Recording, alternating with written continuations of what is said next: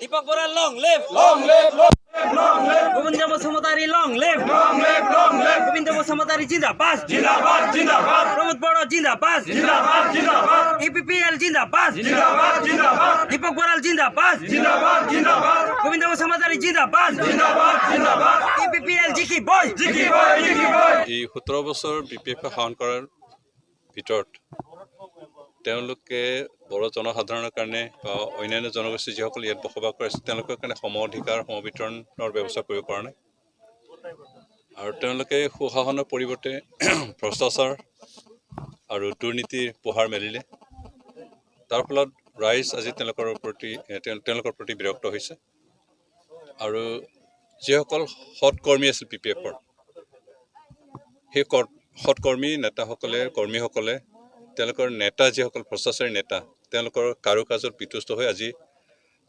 BPF এৰি ইউপিপিলৈ যোগদান কৰিছে। আজি ইয়াতো ৫ নং চাৰফাং সমষ্টিৰ ভিতৰতে বগৰীবাৰী তাৰপিছত কি অন্ধাইবাৰী আৰু বিধাংশ এই তিনিখন গাঁৱৰ যিসকল বিপিএফ কৰ্মী আছিলে তেওঁলোকৰ পৰা অন্ততঃ ইউথ প্ৰেচিডেণ্টসকল আজি ইউপিপিলৈ যোগদান কৰিছে আৰু এই কাৰ্য সূচাইছে যে আচলতে বিপিএফ এইবাৰ বিপৰ্যয়ৰ সন্মুখীন হ'ব লাগিব আৰু তাৰ ঠাইত বিপিএফৰ ঠাইত আজি ইউপিপিএলে এটা শেষ হাঁহি মাৰি জনসাধাৰণ সেৱাৰ কাৰণে আগবাঢ়ি আহিব। আমি ইউপিপিএলে চৰকাৰ গঠন কৰিলে আমাৰ প্ৰথম উদ্দেশ্যটো হ'ল যোৱা ২৭ জানুৱাৰীত ভাৰত চৰকাৰৰ লগত যি BTR চুক্তি কৰিছোঁ BTR চুক্তিখিনি সম্পূৰ্ণৰূপে ৰূপায়ণ কৰা কাৰণ এই চুক্তি ৰূপায়ণ কৰিব পাৰিলে আমাৰ BTR অঞ্চলৰ যিমান জাতি জনগোষ্ঠী আছে সকলোৱে সম অধিকাৰ সমমৰ্যাদালৈ কাম কৰি আগুৱাই যোৱাৰ এটা পথ প্ৰশস্ত হৈ আছে আৰু সেইখিনি ব্যৱস্থা আমি চৰকাৰ জনসাধাৰণক দিবই লাগিব আৰু সেইকাৰণে চুক্তি ৰূপায়ণটো হ'ল আমাৰ ১ নম্বৰ কাৰ্যসূচী।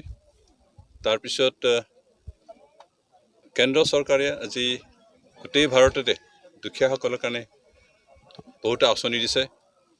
আজি বিগত চৰকাৰে ৭৭টা বছৰ শাসন কৰা যি বিপিএফৰ চৰকাৰ তেওঁলোকে এই আঁচনিসমূহ ৰূপায়ণ কৰা সম্পূৰ্ণৰূপে বিফল হৈছিল আৰু আমি ইউপিপিএলে এই আঁচনিসমূহ সম্পূৰ্ণৰূপে ৰূপায়ণ কৰিম যাতে কোনো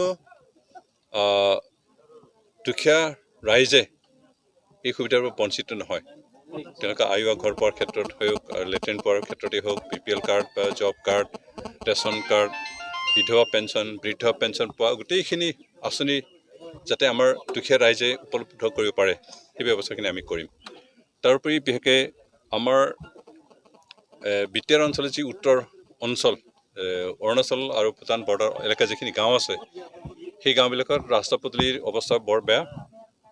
যোৱা ১৭টা বছৰে বিপিএফ চৰকাৰে এই অঞ্চলক সম্পূৰ্ণৰূপে পেলাই থৈ দিলে আওকাণ কৰি থৈ দিছে। তাৰপিছত খোৱা পানীৰ সমস্যা এই অঞ্চলৰ আটাইতকৈ ডাঙৰ সমস্যা। আমি ইউপিপিএলে চৰকাৰ গঠন কৰিলে অন্ততঃ ৰাস্তা পদূলিৰ যি সমস্যা আৰু খোৱা পানীৰ যি সমস্যা তাৰ সমাধান কৰিবৰ কাৰণে অগ্ৰাধিকাৰ দি কাম কৰিম।